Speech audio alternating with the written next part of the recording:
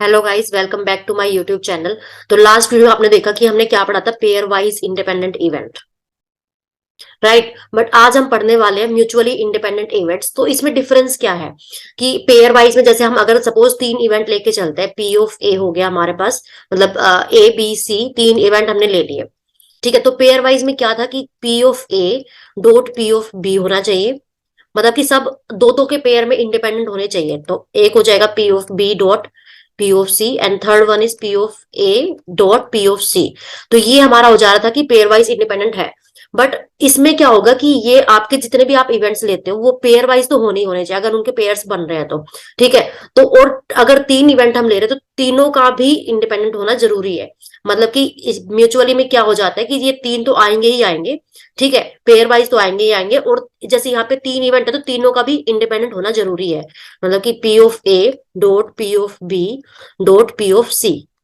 तो ये हमारा बेसिकली इसमें डिफरेंस होता है म्यूचुअली एंड इंडिपेंडेंट इवेंट्स में। तो हम ये बोल सकते हैं कि जो हमारा म्यूचुअली इंडिपेंडेंट इवेंट्स है, वो आप कोई भी म्यूचुअली इंडिपेंडेंट इवेंट उठा लो, वो हमारा पेयर वाइज इंडिपेंडेंट तो हो सकता है, बट जो पेयर वाइज इंडिपेंडेंट इवेंट है वो हमारा म्यूचुअली नहीं हो सकता। क्योंकि यहाँ पे पेयर वाइज में क्या होता है कि केवल हम पेयर्स को इंडिपेंडेंट दिखाते हैं, पेयर बना बना के। अगर जैसे आपने चार इवेंट्स लिए तो चारों का दो दो का पेयर बनाओगे आप, तो वो हमारे अगर इंडिपेंडेंट तो पेयर वाइज इंडिपेंडेंट हो जाएगा।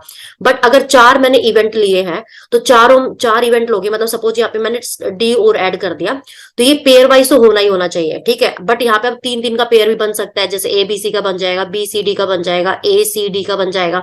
तो तीन तीन का पेयर भी बनना चाहिए और लास्ट में चारों का इंडिपेंडेंट होना भी जरूरी है। तो ये हमारा बेसिकली होता है म्यूचुअली इंडिपेंडेंट इवेंट्स।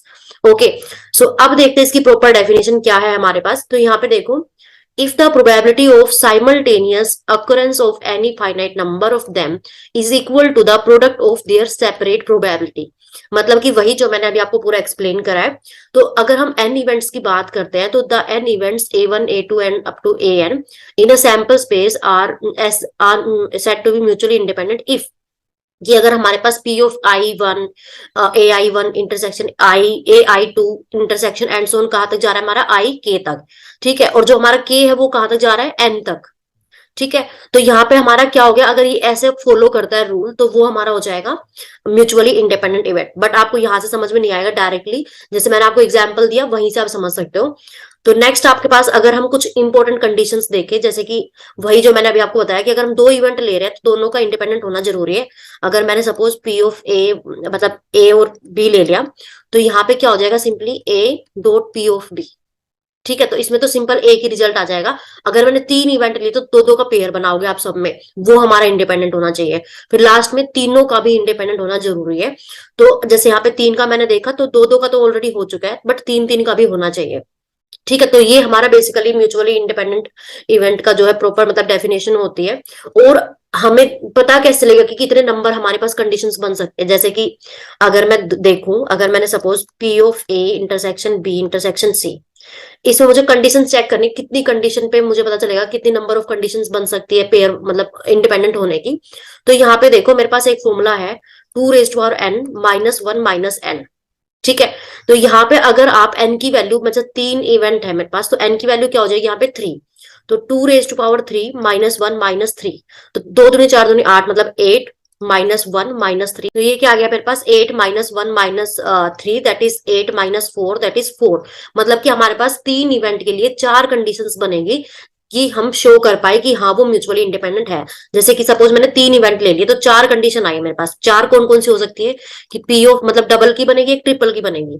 तो ए डॉट ये हो जाएगा हमारे पास, and P of A dot P of C, and last ये एक हो जाएगा P of B dot P of C, ठीक है। और लास्ट वन, तीन तो हमारे पास होगी और एक लास्ट कौन सी बची, इन तीनों को ही इंडिपेंडेंट शो करना, P of A dot P of B dot P of C, ठीक है। तो ये हमारे पास होता है बेसिकली म्यूचुअली इंडिपेंडेंट होने की कंडीशन। तो आई होप आपको ये वाला कॉन्सेप्ट अच्छे से समझ में आ गया होगा कि क्या डिफरेंस होता है बेसिकली, मतलब म्यूचुअली एंड पेयर वाइज में। पेयर वाइज में केवल हम दो दो का पेयर बना के चेक करेंगे, म्यूचुअली में पेयर अगर दो इवेंट है तो केवल एक ही पेयर बनेगा, तीन इवेंट है तो दो दो का पेयर बनेंगे, तीन पेयर।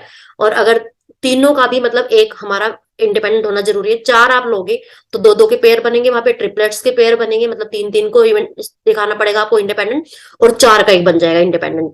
और वो आप नंबर ऑफ कंडीशंस कैसे वेरीफाई कर सकते हो? By this formula 2n 2 raise to power n minus 1 minus n। ये आपका जो है डेफिनेशन होती है, मतलब कि आपको शो करने की कि मतलब क्या कितने नंबर ऑफ कंडीशंस हो सकते हैं आपकी। ठीक है, तो गाइज आई होप आपको ये लेक्चर बिल्कुल अच्छे से क्लियर हो गया होगा। सो यार thank you so much for watching, and मिलते हैं नेक्स्ट वीडियो में। Okay, till then bye bye, take care.